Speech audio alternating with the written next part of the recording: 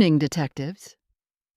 Last week, Professor Herman Vale provided investigators with information suggesting Professor Vanessa Hammond may have been living under another identity prior to joining the faculty at Blackwood Academy. At the time, those claims rested primarily upon Professor Vale's historical research and personal observations. Although investigators were able to independently verify the historical events he described, we could not independently verify his conclusion. That has now changed. Earlier this week, Headmistress Eleanor Whitmore was medically cleared to participate in a brief follow-up interview.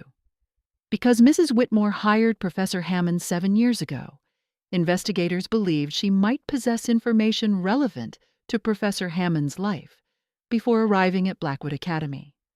The following is an excerpt from that interview. Mrs. Whitmore, thank you for meeting with me again. I understand this has been a difficult recovery. There are only a few questions I need to ask. When Professor Hammond first applied to Blackwood Academy, did she tell you anything about her life before arriving here? Yes. Before we discussed qualifications, before we discussed the position, she asked me for a promise. She asked that our conversation remain confidential. Did she explain why? She told me she had once been involved in a case that ended in terrible tragedy.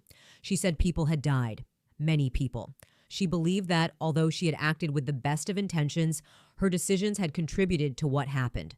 She told me she had spent years asking herself whether she could have done something differently, whether better judgment on her part might have changed the outcome. She never asked me to excuse what had happened. She simply asked whether I believed a person deserved the opportunity to build a life that was not forever defined by the worst chapter of it. Did she identify the case she was referring to? Not immediately. She spoke about guilt long before she spoke about names. Eventually, she told me. She said the tragedy involved the Iron Falls Mall bombing. Did she tell you if she had been using a different name? Yes, she told me that before she became Vanessa Hammond, she had been known as Vivian Cross. Did you believe her? I had no reason not to. I believed she was carrying something no one should have to carry alone. Whether the public blamed her fairly or unfairly didn't change what I saw sitting across from me. I saw a woman who had spent years trying to rebuild her life. I chose to give her that opportunity. Did anyone else at Blackwood Academy know?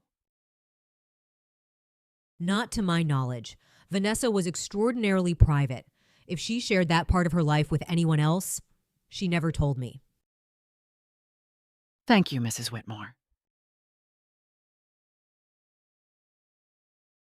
Mrs. Whitmore's statement represents the first independent confirmation of Professor Vale's account.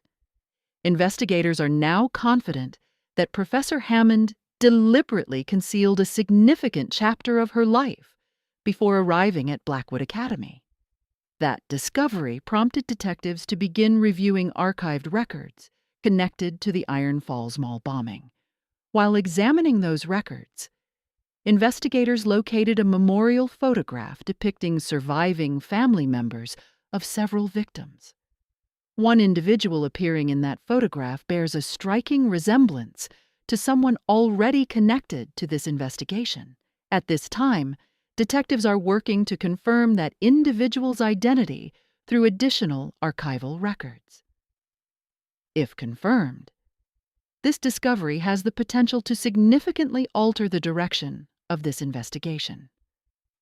Until then, continue following the evidence. I'll be in touch as soon as we know more.